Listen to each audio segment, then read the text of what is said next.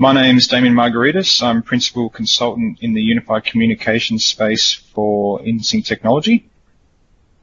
A little bit about myself. So I'm originally from Hobart, ex-GYC student, now living in Melbourne. I'm a Microsoft Certified Master in Unified Communications. I've got my email address there, our web page, a couple of our blogs. So we have an InSync Technology blog, and I also have my own blog there, dmunified.com.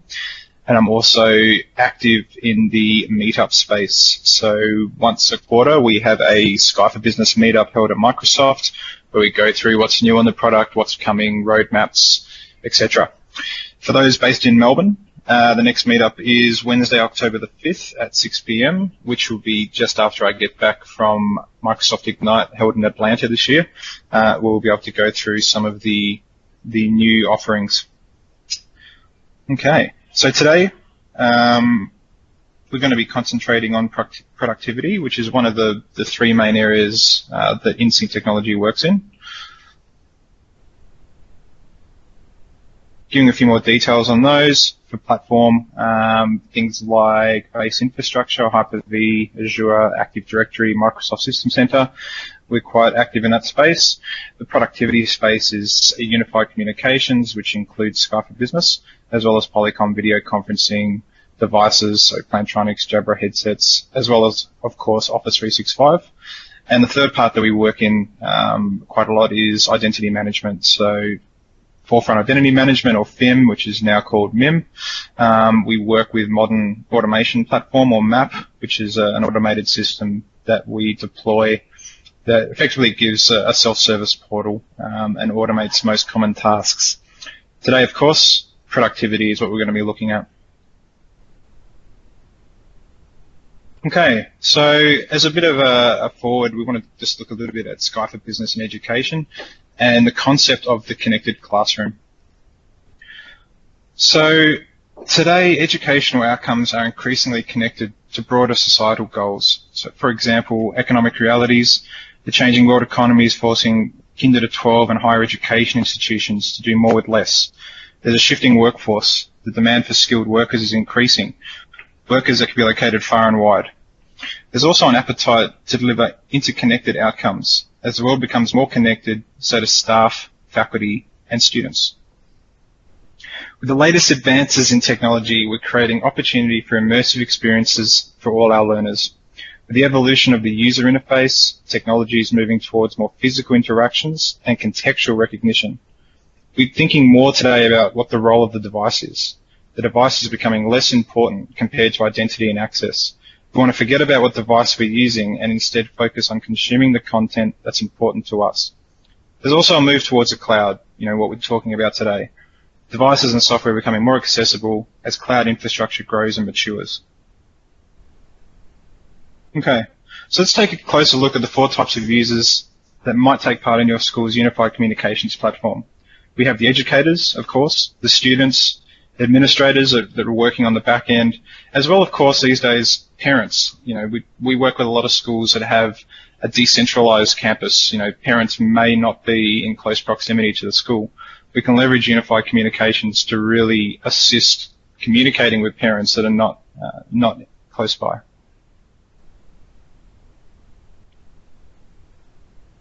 So how do we do that? So looking at the educator, we want the educators to deliver first-class education from anywhere on any device, deliver personalized education to prepare students for the new workforce, really providing value add on a per-student basis, connect with students from anywhere on any device, and collaborate with colleagues to share best practices and improve the student experience. We, of course, have the students. We want them to be able to access education and faculty regardless of location, connect with faculty for personalized learning from anywhere on any device, collaborate with fellow students to enhance the experience, and harness an always-on access for anytime learning. This really assists with flexibility to suit different student needs. We have the administrators, empower educators and students to achieve their goals. They enable faculty to deliver personalized education, provide always-on access to faculty and students, and leverage technology to achieve more with less. Administrators is quite commonly where we first begin a school's unified communications journey, whether it be a telephony replacement or similar.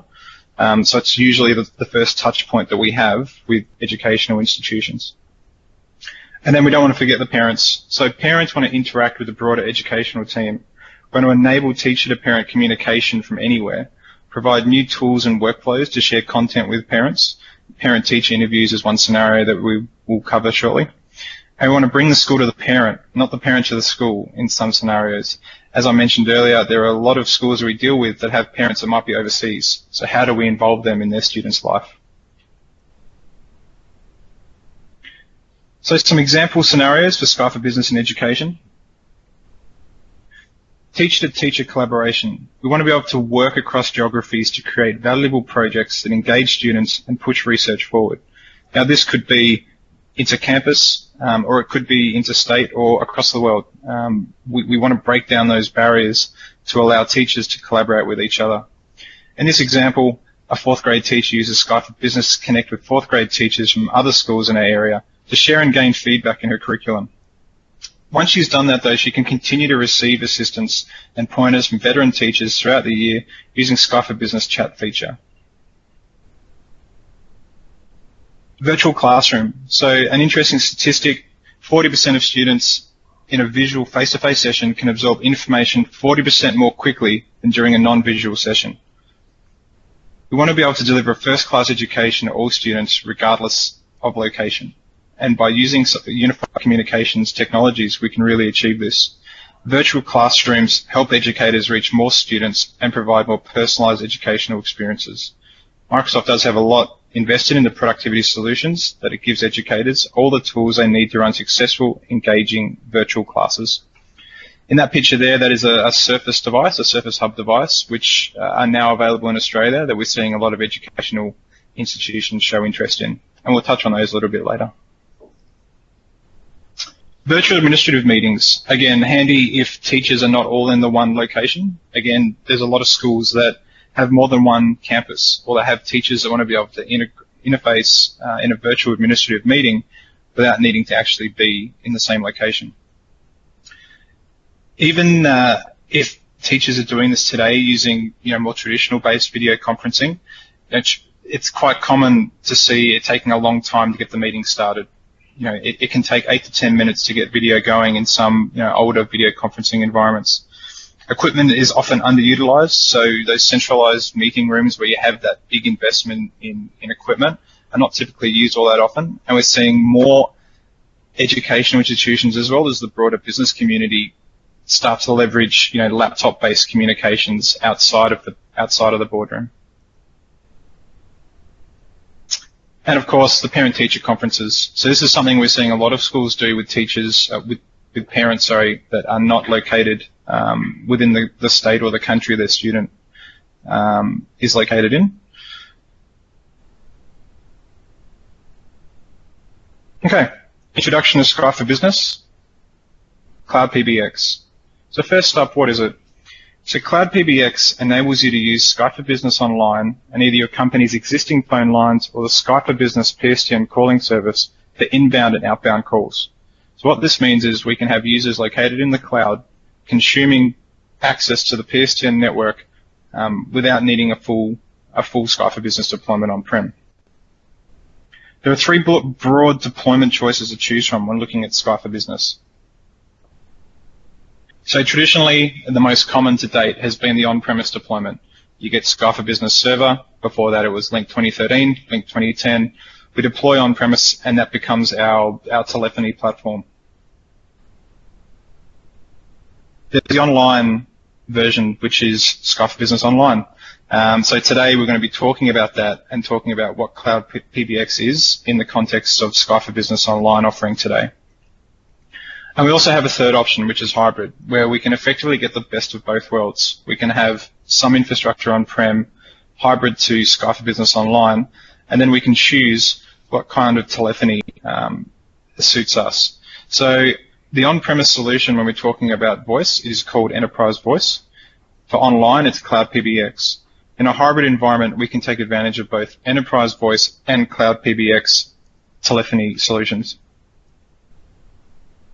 So enterprise voice, what is it? This is the one I've been deploying for close to 6 or 7 years now. So it's been around since Office Communication Server 2007. And this has been Microsoft's on-prem offering that allows us to light up voice services. So in this offering, we get the full gamut of features that are available to a voice user, whether it be the basic call features like transfer and call park, or whether it's the more advanced features like IVRs and response groups, commonly called hunt groups, or any of the more advanced call flow capabilities that I need to support within my organization. Cloud PBX has a few different deployment options, but effectively it means that my account lives in the cloud and I either consume PSTN services from Microsoft or I integrate into my on-premise environment so that those users that exist in the cloud are using my phone lines that are on-premise. Effectively, there are 3 deployment options. There's PSTN, what they call Cloud PBX with PSTN calling service, and this is where Microsoft is effectively my telco. I get my phone lines from Microsoft, I order it through my Office 365 portal, and I consume it all from the cloud. The second option there with on-premise PSTN connectivity with an existing deployment, that is effectively hybrid. That is where I can set up a hybrid environment between my Skype for Business server on-prem that I may already have deployed. I can make that hybrid with Office 365, and then I can take advantage of those phone lines and existing deployment on-prem to route calls to my Cloud PBX users. The third option is on-premise PSTN connectivity with what Microsoft calls a Cloud Connector Edition. And this is basically a subset of Skype for Business roles that exist on a single Hyper-V server that allow us to communicate between on-prem PBX infrastructure and our Cloud PBX users. So the first option, the Cloud PBX with PSTN calling service. This is coming soon to Australia, so it has been made available in the United States and the United Kingdom. We're expecting to see this potentially by the end of the year, but I am cautious of putting any dates to that at this point. However, we do know that this is being negotiated between telcos and Microsoft as we speak. And when it becomes available, it will allow you to have users and phone lines all exist in the cloud with no on-prem infrastructure whatsoever. There are, however, limitations to the capabilities. You will get basic call capabilities. And we'll talk a bit more about this a bit later on when we talk about what the right option is for your environment.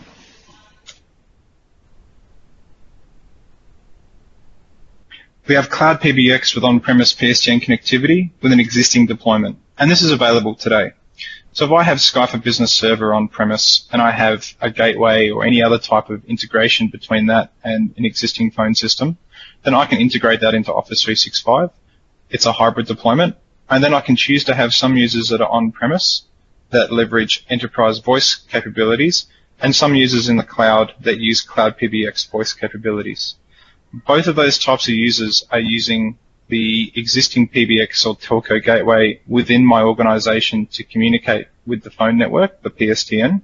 However, their capabilities are dictated about where their account exists. Users in the cloud will have a subset of features of what users on-prem will have. And this is available today. If I didn't have an on-prem Skype for Business environment and I wanted to consume Cloud PBX voice services, then today Microsoft makes available the Cloud Connector, which, as mentioned earlier, is a subset of roles and services that are required effectively to create that bridge between my existing PBX or telco gateway and Skype for Business Online.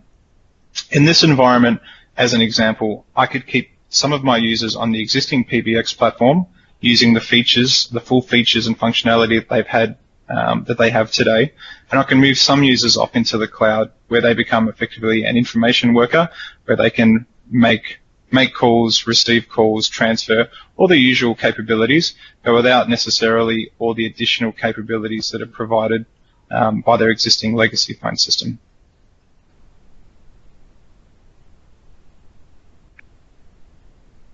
What I really want to call out here is that it's important to choose the best solution for you. And what this slide outlines, it outlines what's available in an on-prem deployment versus what's available for your Cloud PBX users, depending on the model that you go with. And you can see here quite clearly that this column here, which is Skype for Business on-prem, everything that I can do today on-prem, there's some of those features that I cannot do on the cloud. Just like when any other kind of Microsoft services move to the cloud, there's always a period of time where we don't get feature parity between on-prem and the cloud. And I expect over time that these things are going to also be doable from cloud infrastructure. So for example, there we have on the roadmap the auto attendant, hunt groups, and call park service, and I expect these to be available in the not too distant future. However, looking at a hybrid deployment, there's nothing stopping you having some users using Skype for Business on-premise or enterprise voice, and some users using Cloud PBX as their voice platform, and those two can interoperate with each other.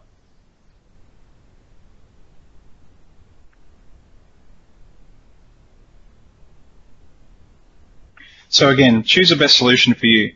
Do you have an existing on-premise link Skype for Business server deployment? Are your users homed on-premise, in the cloud, or a combination of both?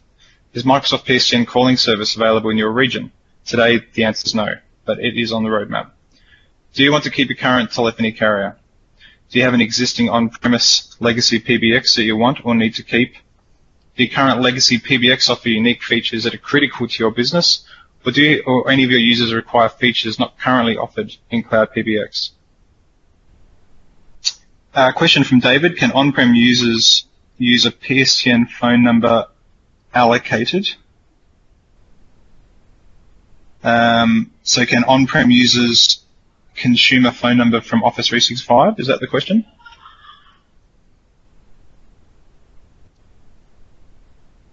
Yeah, so no, they cannot. So if they're an on-prem user, they'll be using on-prem, an on-prem PSTN service and phone number. However, we'll put a caveat next to any of these things because the roadmap will often talk about certain functionality.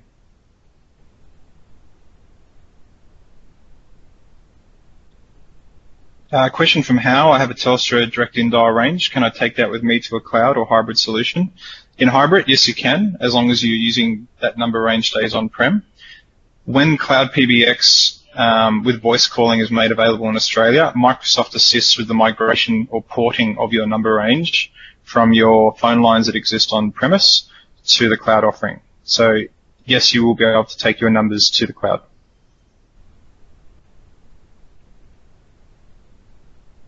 Okay, so effectively going through what the last slide covered, this is just a little bit of a workflow to figure out what solution might be right for you. So at the start, we asked the question, does the existing PBX have unique functionality? And what we mean by that is, do you have a call center? Do you have advanced call flows or IVRs, which are, press 1 for this, press 2 for that? Do you have a large investment in analog devices or help points that you need to support moving forward?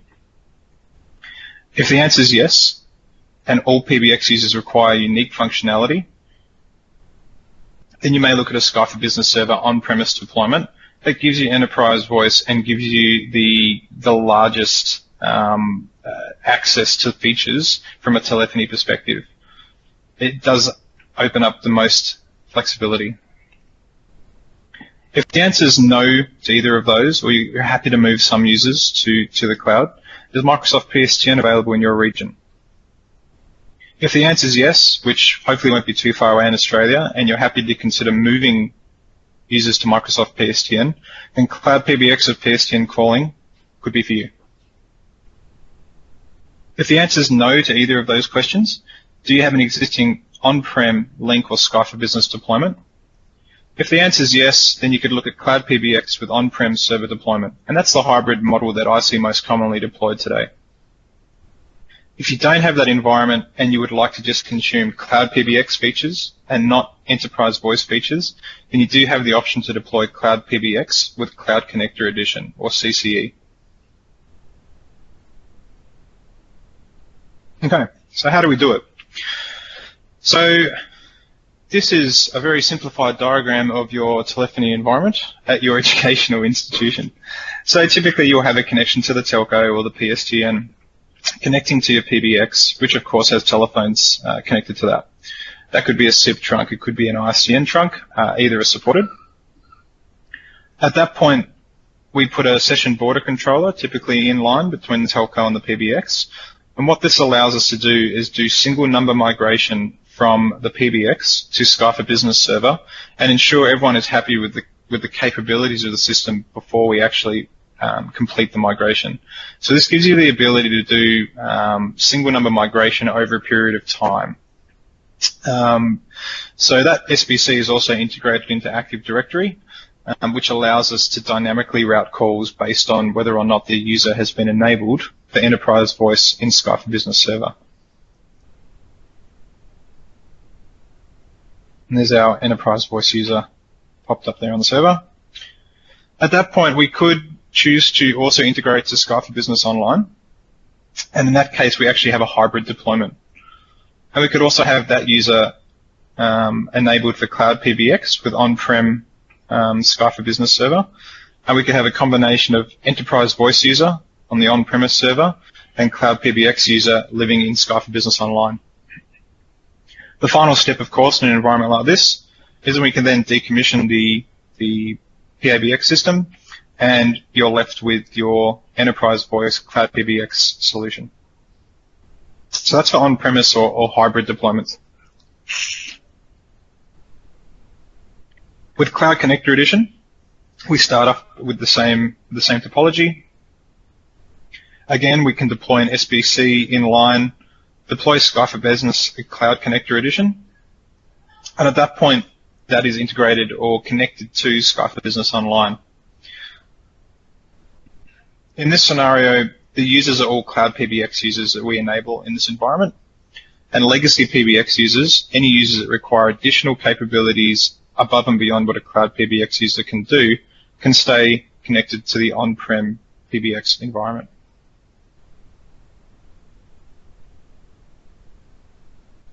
Okay.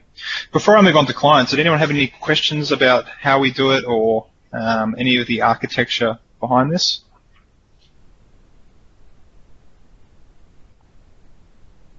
Okay. So looking at some of the clients, so no matter what kind of feature you need, who you are, where you are, which devices you use, Skype for Business client portfolio is aimed to help people be and do better together. So we have an example there of all the different types of clients we can connect to this Skype for Business environment, including Skype for Business Online. For the desktop clients, most of you would be familiar with the desktop client that is available. Skype for Business 2016 works with on-prem and online. And currently, we still have a link for Mac 2011, but there is a new Mac client coming soon, so watch this space. The mobile clients, so when we say mobile clients, we mean anything that runs on iOS, Android, or Windows Phone, and that includes iPads and things like that. So we quite often see these clients used as a secondary client that users use when they are outside of their office or educational institution. So, for example, I use these a lot when I travel and want to make phone calls using my Melbourne number.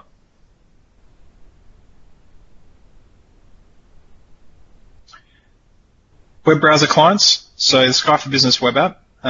If you don't have the desktop version of Skype for Business, we don't have a Skype for Business account. This is how you can participate in and consume Skype for Business meetings. So we typically see these used in, say, parent-teacher interview arrangements where a parent does not have to have the Skype for Business client. The plugin is installed without admin privs, so there's no issue there of users needing to install a plugin and not having the correct permissions.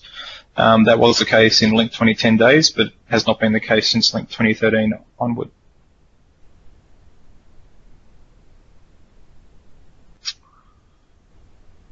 Okay. Devices. So, of course, for any Skype for Business environment, whether it's on-prem or online, both of them need an endpoint or device that integrates with the system. Some example devices are headsets, desk phones, or meeting room systems, and of course they're a critical component of any successful audio-video experience. I've seen quite a lot of meetings or users, experiencing frustration with the system because they are not using a certified device, which is the recommendation from Microsoft. Taking time to plan for and select devices that are tailored to your room needs will help alleviate audio pain, support calls, and ensure a positive experience. So something that I do as part of my discovery of Skype for Business deployments is a device strategy session where I actually take the customer through what's available and what suits their needs and figuring out what type of users they have. So a Bluetooth headset, for example, may not be the solution for all of your office-based workers. You might have some mobile workers, you may have some desk-based users, and the same goes for conference rooms. It's not a one-size-fits-all. There are devices that are suitable to smaller rooms. There are devices that are suitable for the larger boardroom experience or the collaboration experience. The question from David, if you're using Skype for Business on a mobile device, is the call routed directly to the mobile on the cloud or via on-prem? So if you're using Skype for Business on a mobile device and you're a on-prem user, it will route you via the Edge server. So the call actually comes in via the PSTN gateway on site, goes to the Edge server, and then connects to your device. The actual path that media takes can vary. There's actually a process that goes on in the back end to figure out the most appropriate way to get media from A to B. And media will always try to go the most direct route. If you're a cloud PBX user, then again, the same rules apply. So media doesn't necessarily go through the cloud to get to you. It will go from point A to point B. So it might be from your home firewall to the other user's home firewall, even though they're both registered to Skype for Business Online. The only exception to that is conferencing. So if you're doing a point-to-point call, media will always try to go direct.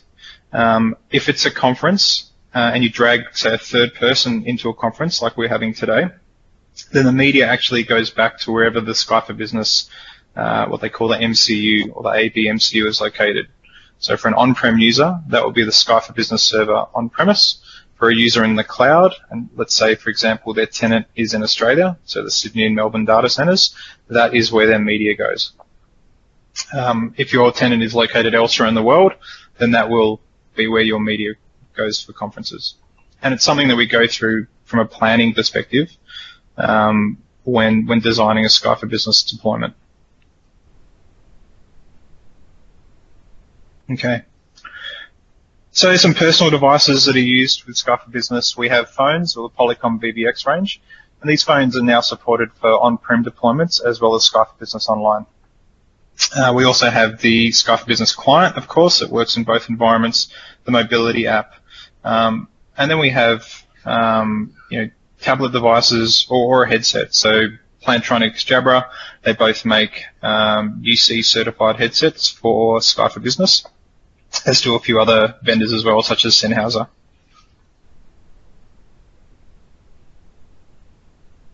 Okay. For meeting rooms, so again, there is quite a wide range of meeting room devices. Pictured here is what they call the Skype for Business room system. This is a single screen model. So this is actually based on a smartboard system that has Microsoft Skype for Business code that runs under the hood. So this gives us the ability to do things like multi-point whiteboarding and conferencing with a touch panel on the display to control the meeting. And these devices can register to both on-prem as well as Skype for Business Online. For the classroom, this is an example of a new device from Microsoft, the Skype for Business Surface Hub. They come in two options. There's an 84-inch and a 55-inch option, and they've recently started shipping to Australia. So these devices run Windows 10.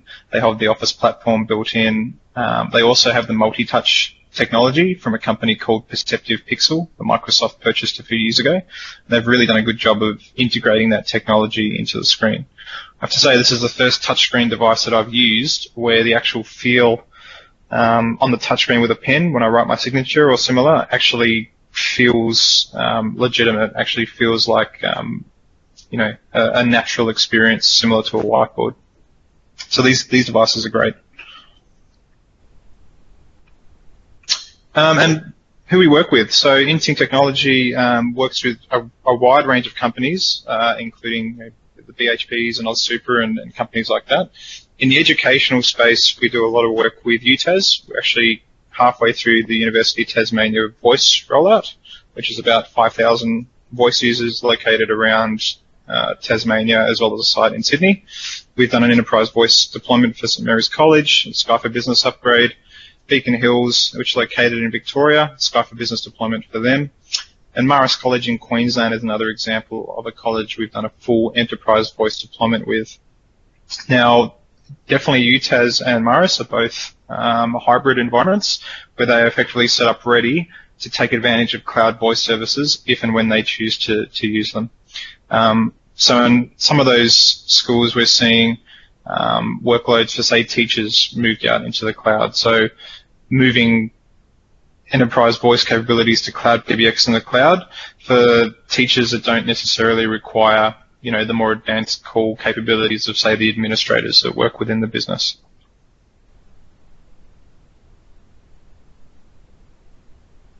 Okay, and a call to action. So on the back of this webinar, we'd like to offer a complimentary 1-hour consultation with a UC consultant, which will most likely be me.